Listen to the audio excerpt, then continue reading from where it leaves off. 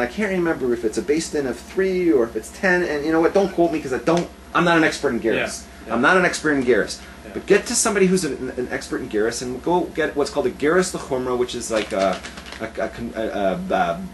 conversion l'chumra. Go to the rabbis. A strict, what's the word I want?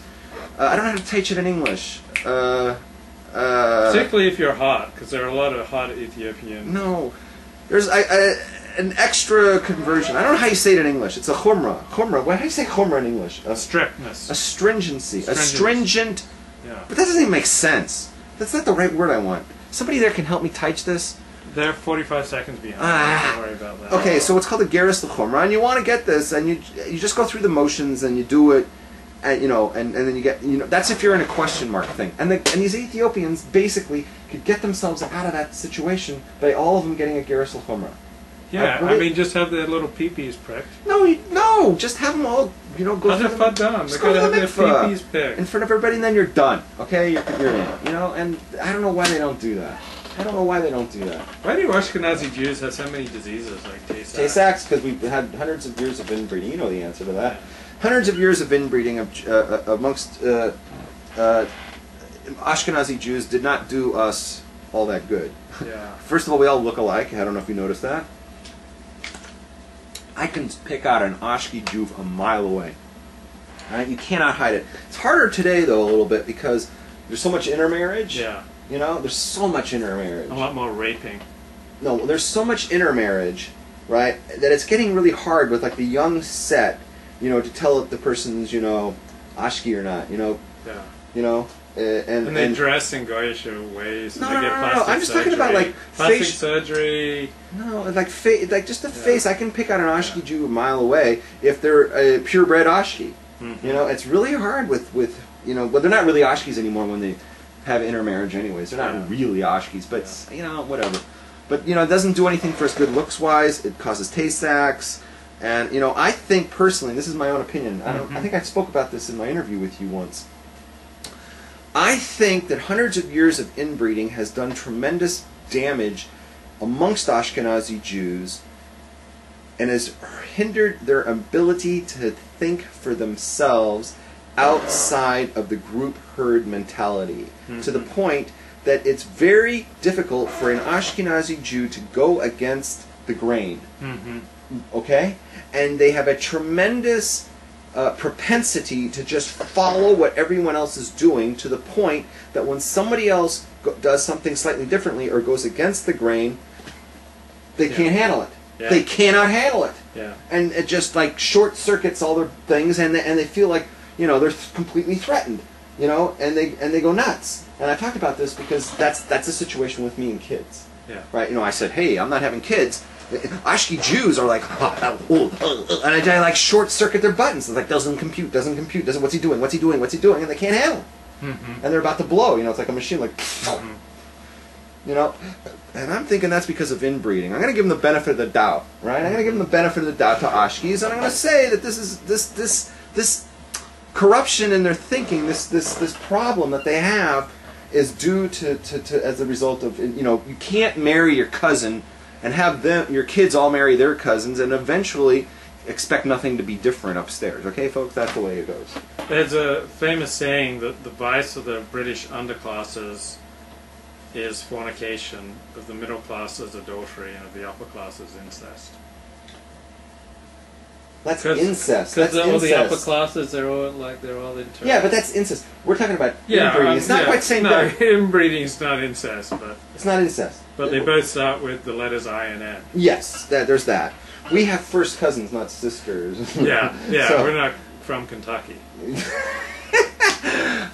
So first cousins, like that's par for the course. In my family, I saw some of this.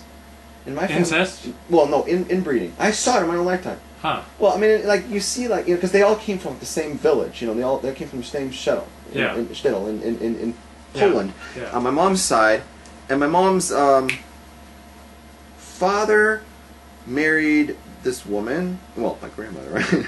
And her father married my grandmother, and her brother, my grandmother's brother, married my grandfather's sister. Yeah.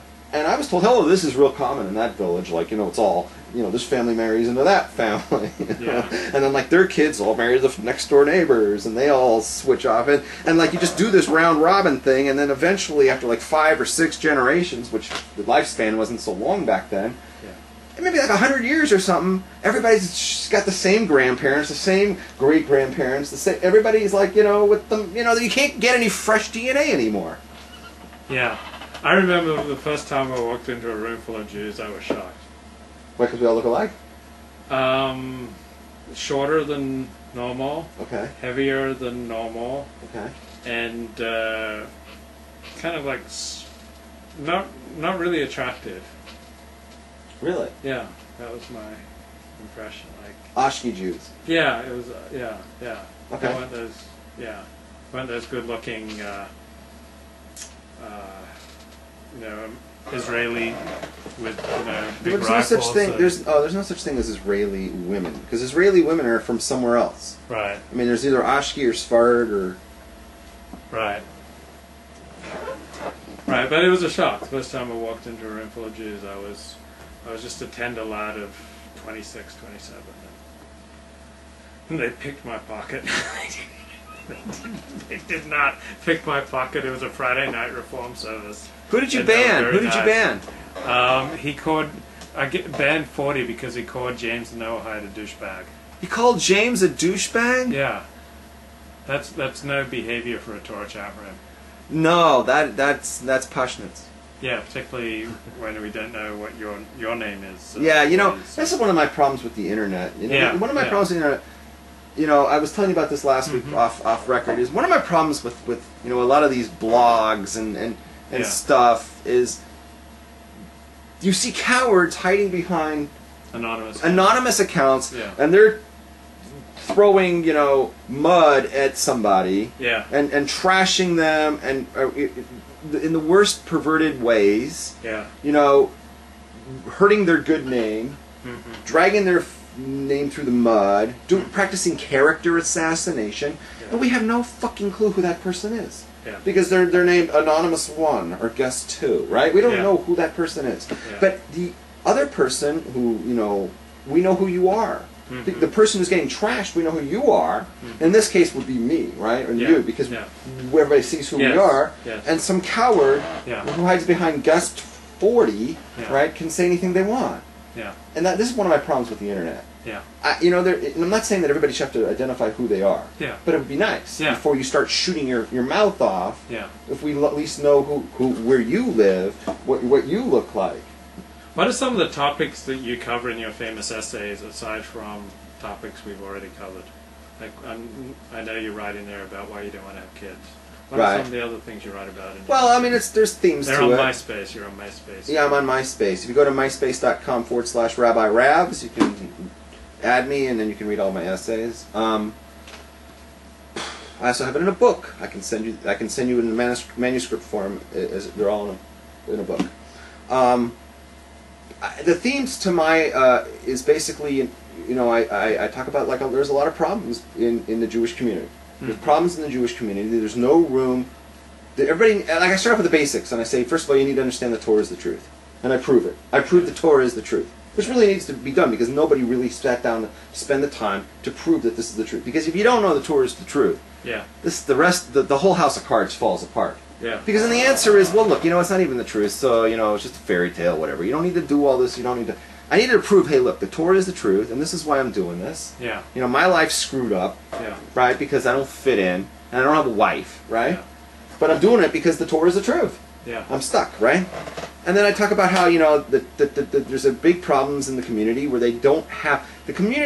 Jewish community is only really set up for mainstream, and the mainstream is going to take in about 90% as it goes down Main Street, right? Yeah. And if you're on the edges on either side, let's say, and you don't fit in, they're not going to worry about it because they're just saying that's the leket, that's the stuff that falls off at the edge, and it's we have to focus on the 90%, and you're on the outside, you're screwed, and I'm one of those people on the outside looking in, right? Because if you're not married, and if you're not married for a month, that's one thing, But if you're not married for 50 straight years, you're really on the outside. Yeah. Okay? You're on the outside, and if you know you're never going to be married, right? It's hard to keep going doing